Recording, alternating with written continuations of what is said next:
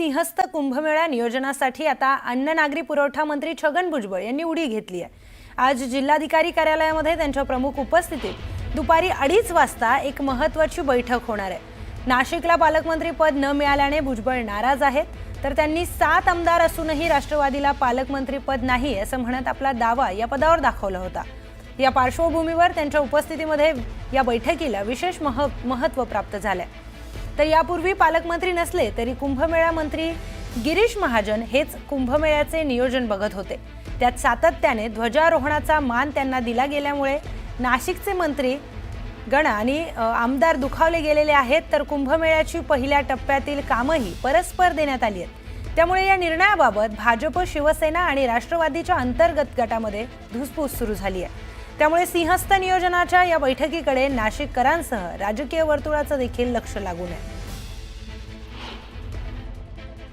आपल्या मीडियातले काही लोक एका वर्तमानपत्रात सुद्धा आलं की मीच पालकमंत्री होणार, म्हणजे भुजबळ।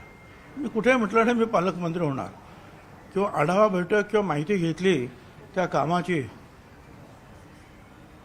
म्हणजे त्या कामाचा मी काय प्रमुख होतो किंवा कुंभमेळा प्रमुख होतो किंवा पालकमंत्री होतो असंही नाही। आपल्याला कल्पना आहे की मागचे 2 म्हणजे लहानपणापासून मी हा कुंभमेळा पाहत आलेलो आहे, एक मंत्री म्हणून, आणि तो एक नाशिकचा मंत्री म्हणून मला तो अधिकार 100% आहे। त्याच्यासाठी मला पालकमंत्री व्हायला पाहिजे किंवा काय अशातला काही भाग नाही। एक